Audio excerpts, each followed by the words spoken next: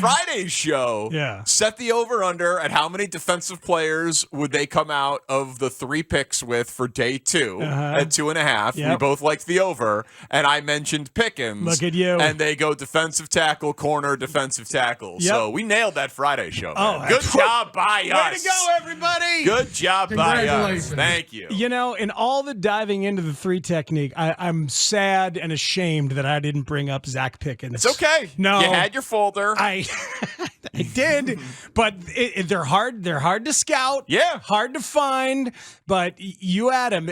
You know, it's funny. Do you guys remember when Rod Marinelli was on?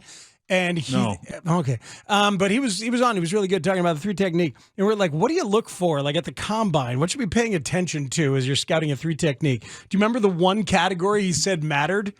The broad jump. He said the broad jump shows you the explosion that you need from the twitchy. You need that quick twitch start from a standing still position. And guess who was number 1 among all defensive tackles with the broad jump at the combine? Zach Pickens? It's Zach Pickens. Number 1. I like that. King of the broad jump. All right. Well, and they both, Dexter and Pickens, ran sub 4.9 40s. So fast. Decent speed, for guys who are as big as they are. What I felt like because I liked what he did for the most part. In the draft, we talked about it. I would have probably taken the risk with Carter over Darnell Wright on day 1, but wasn't in the rooms there. So easy for me to say I'm not the one making the pick. But what I thought that we learned about polls over the weekend was, because we didn't really get a chance to know this after his first draft, with so many holes on the roster, clearly trying to, tank by design, basically, last year. He means best player available at a position of need. Which maybe they all always do. They should, but and maybe when you get to a place like the Eagles, where you don't really have any needs, you can just let the board come to you. But he really, what did we say when he passed on Jalen Carter? Like, man, they might have the worst defensive line in football. They need some dudes there. 2 of his next 3 picks are defensive linemen, including guys who can rotate interior at 3 technique. And he took another one later that he really liked. Yeah, Travis Bell from Kennesaw State. Yeah. And said good things about him. Yeah, they're going to throw bodies at this massive problem. They're going to throw a big pile of new options, including and Andrew Billings, right? And who they signed, yeah, and even DeMarcus Walker is a guy who can move inside. So they're just going to throw a lot of new resources, and good, because it was bad. I remember watching, thinking there is not a single keeper on that defensive line last year, other than maybe Justin Jones as a rotational 3 tech. Yeah, and so now, I was thinking about this. Matt Eberflus, it's the key to his defense. I've made this point dozens of times. Was he really going to go into his second year without a premium investment in talent at the key position of his defense? And that answer is no. The answer is no. But 2 of their top 4 picks are at least going to rotate in there. Maybe he feels like they bought themselves a little bit of time. But my guess is they're still in the 3 technique market next offseason. I mean, maybe they're certainly in the edge rusher market. They're, without a doubt, but they might be in the 3 technique market every year, looking around for somebody. But remember, that's not the goal. They think they can coach these guys up. They think that they know how to get more out of these guys. And that position is something where you need to coach them up. Where, find me the guy with the motor. Pickens has the motor, by the way. Pickens is very exciting to me because he has the body type that I kept referencing as an under tackle. And I know they're going to try Dexter there as well, and he's 6'6", but Pickens is shorter. And he's the one with the wildly consistent burst, supposedly, of just he gets through, he gets past guys, gets past guards and stuff like that. So they're raw materials that they think they can coach up, and they think their bone density and their lean mass allows them to grow physically as well as mentally and intellectually. So let's see. Yeah, I mean, Exactly. That's the funny thing about the draft is we spend all of that time and then it happens and we go, and now we'll judge it in a couple of years. You know, like that is really like there will be a rookie mini camp. These guys will be expected to be contributors, if not starters. If not week 1 by week 10, like that's how it'll go. But then as soon as they struggle, we'll be like, well, they're rookies. You got to give it time. Yeah. And people nationally, a decent number of them seem to think that some of those picks were reaches based on the consensus board that they had, especially Dexter from Florida. Yeah. And it's like, okay. That's the one I didn't like. I remember dismissing him on Friday in our final polls position. Yeah, but like it's just, again, like it's media people, it's groupthink. Oh, totally. It's misinformation. And so many of the draft grades are like, they didn't do what I thought they should have done, and that's why it's poor. Right. It's ridiculous. And nobody knows, including the general managers. There's a huge luck component to this entire thing. And so that's why, like, what have we learned? We through 2 drafts, I think we could comfortably say Poles is more of a trade down guy. And now certainly the roster is in that position, but he's more of a trade down guy than a trade up guy.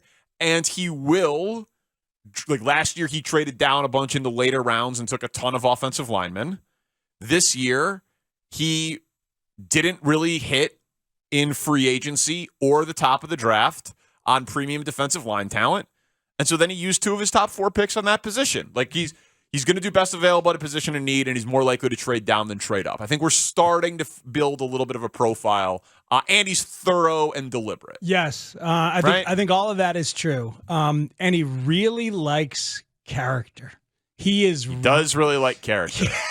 He does really like Listen character. to our guy, Danny. It's fine. I know it's fine. It's not fine. Don't say it's fine. It is fine. Well, but you don't think it's fine. No, I do think it's fine. I think that it's my I've job. also heard him say, Yeah. we're not looking for all choir boys. No, because of course you're not. It's a lot of people. But early on, when you're building something, he wants to bring in people that he thinks really love football and have great personal stories, and he's building a culture. And the guy who does donuts in the parking lot of the car with the kid in the back and who gets arrested, who he'd signed. I'm convinced he didn't know about that. Okay. Didn't know about that. I'm just saying that dude didn't last. Rickon didn't know about it either. Yeah. Charlie Montoyo also didn't know about it. I'm just saying, like, it definitely seems based on these guys.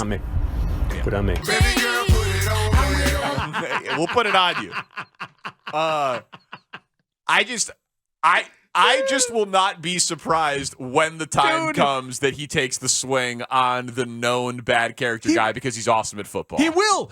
And you know when he'll do that? When he believes he has enough of the good character guys, that he has a solid culture that can support that kind of thing. He's not there yet. Yeah. That's why I wanted no part of Jalen Carter.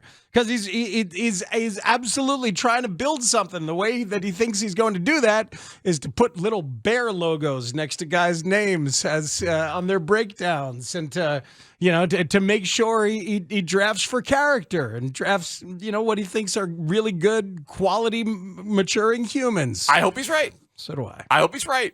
And I'm not like on this show. I guess I get painted as the guy who doesn't care at all about the character, and I know you love the vibes and all of that stuff. It does matter.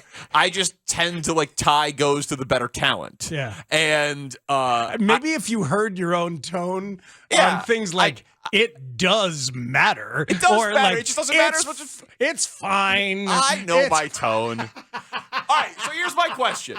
Vibes don't matter?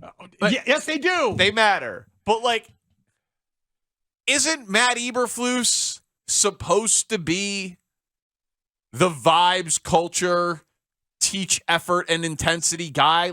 That's why he's here.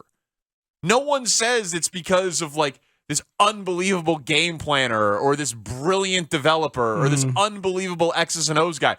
He's supposed to be the hits principal creator. Yeah, that's his thing. The motivation. And so I understand that maybe they think that Jalen Carter just would never buy into something like that. But I thought that was what coaching was to like convince people of what it is and get the most out of them. We're going to be spending the rest of the offseason with you retroactively trying to prove a Jalen Carter point. No, honest question. I wasn't planning on even bringing it up, but like I'm just saying, if Matt Eberflus should be the type of guy who can get the most out of these guys football character-wise. Yes, but there's 53 dudes on the roster, and he's got a lot to work with. You need players to really do that. I understand. That's the thing. And so he needs Fletcher Cox and Jason Kelsey. Although I did think of you at one moment because Poles, I'm sure you heard it, where Poles praised Billings and Jones as being good mentors to Gervon Dexter.